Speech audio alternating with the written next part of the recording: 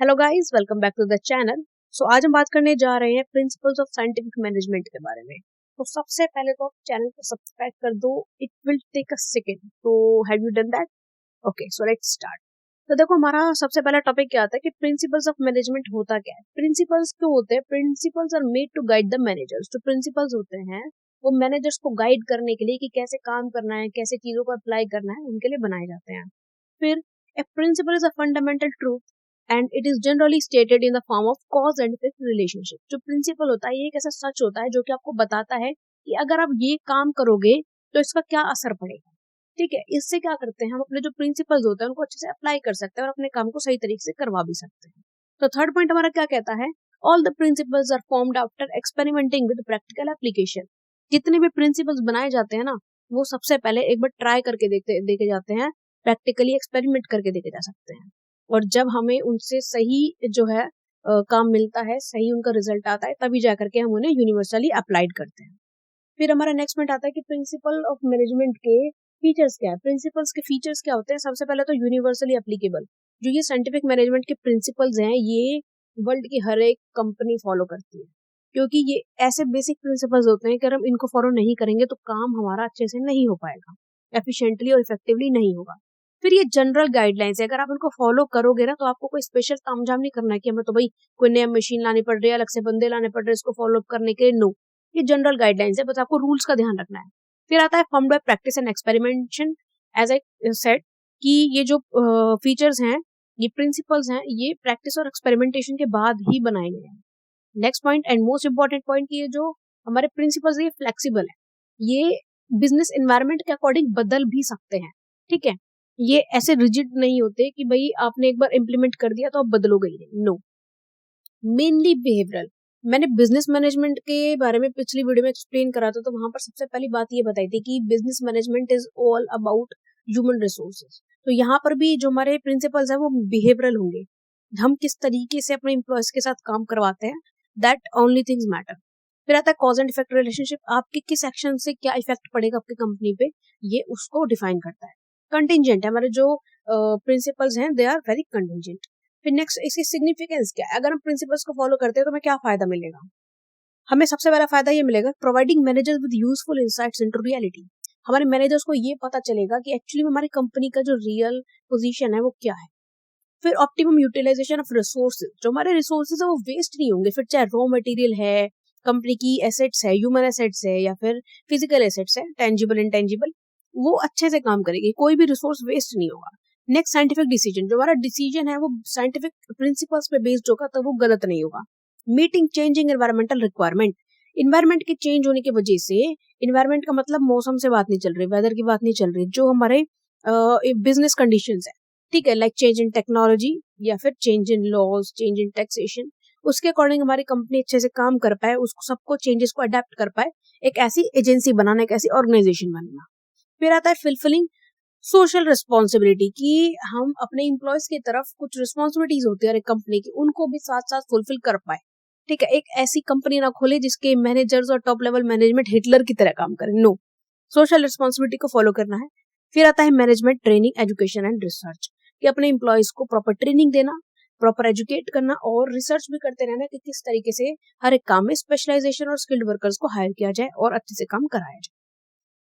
अब scientific management के बारे में बात करते हैं कि scientific management is the act of knowing exactly what you want men to do and then seeing it that they do it in the best way and cheapest way. Scientific management किसके बारे में है?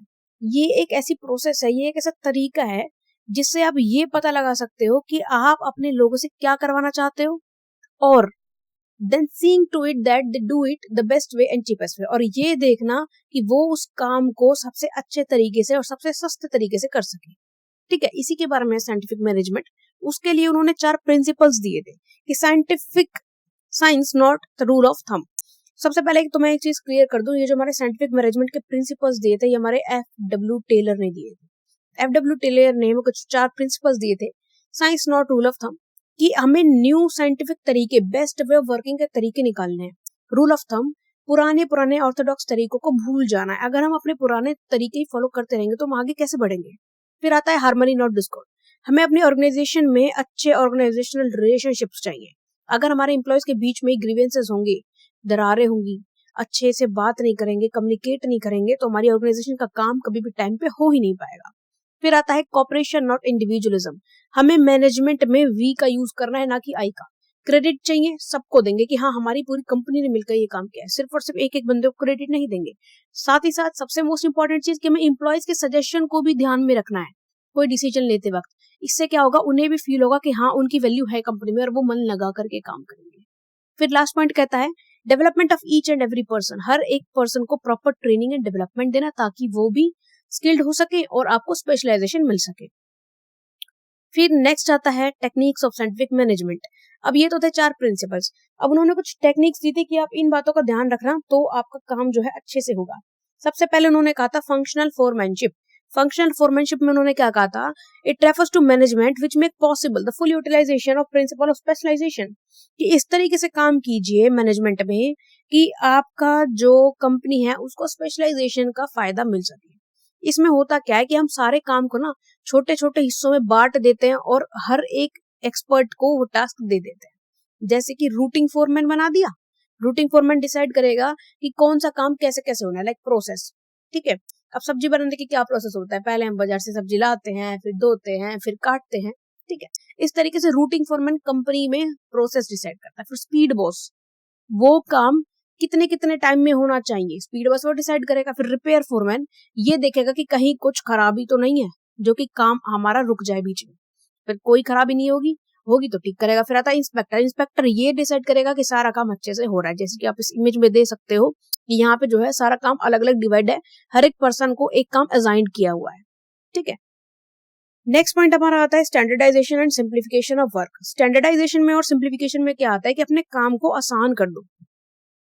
It create emphasise creating uniformity in process, कि अपनी process में uniformity लेकर आओ, सारी प्रोसेस एक जैसी होनी चाहिए।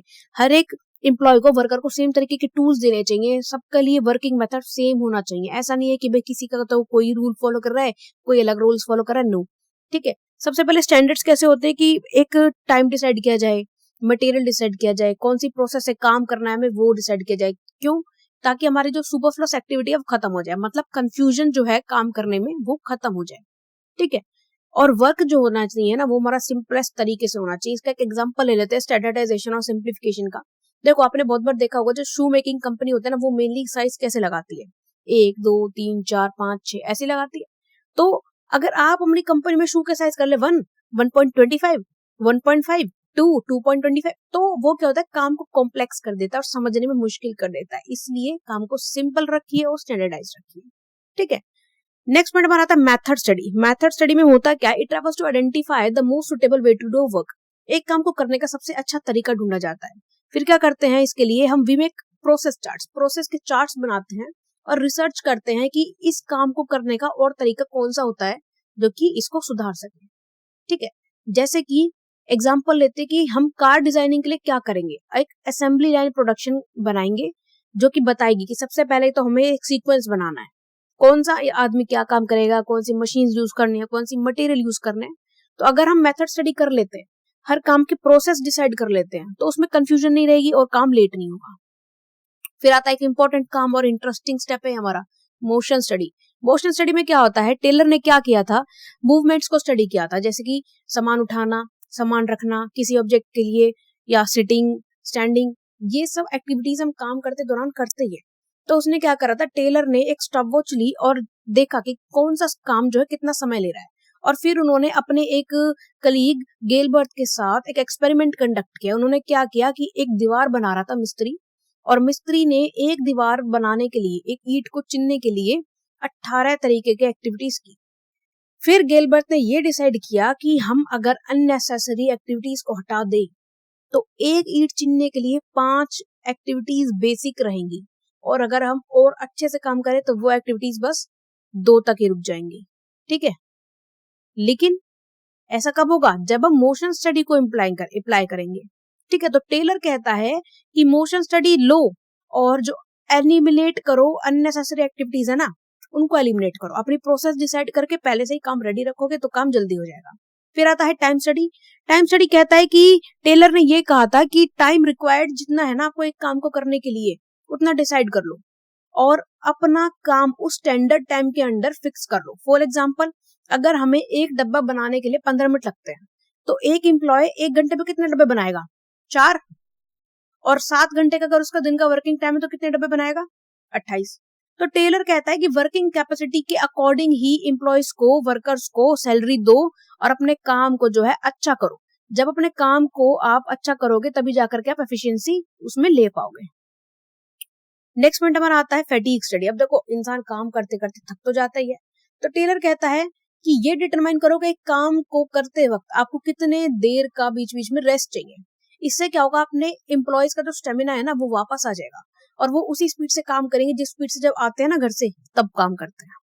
फिर आता है डिफरेंशियल पीस वेज सिस्टम। ये एक मोटिवेट करने का ना बहुत अच्छा तरीका होता है। टेलर कहता है कि आप डिफरेंशियल वेज सिस्टम रखिए, ये पता लगाएगा कि आपका कौन सा वर्कर एफिशिएंट है और कौन सा कम एफिशिएंट है। कैसे डिसाइड करेंगे? अब रिवॉर्ड्स रखिए अपने एम्प्लॉयज को मोटिवेट करने के लिए। कैसे करोगे?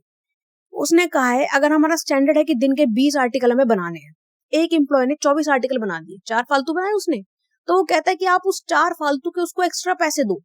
इससे क्या होगा, वो खुश होगा, कल को और ज्यादा आउटपुट लेकर आएगा। ठीक है। और अगर एक वर्कर 18 बनाता है, 2 कम बनाता है, तो उसके पैसे काटो। उससे क्या होगा, उसको सबक मिलेगा कि भाई देखो, सामने वाले बंदे ने ज्यादा काम किया तो उसे रिवॉर्ड मिला, कल को मैं भी उसी की तरह अच्छे से काम करूंगा, टाइम वेस्ट नहीं करूंगा, तो मेरे को एक तो पैसा नहीं कटेगा, ऊपर से एक्स्ट्रा और मिलेंगे। तो देखो, एम्प्लॉय काम करता ही क्यों है? पैसे के लिए करता है ना। अगर वही आपका रिवॉर्ड बेसिस रख दोगे तो काम तो अच्छे से होना ही है। ठीक है। तो thank you so much guys, please please subscribe the channel. Thank you.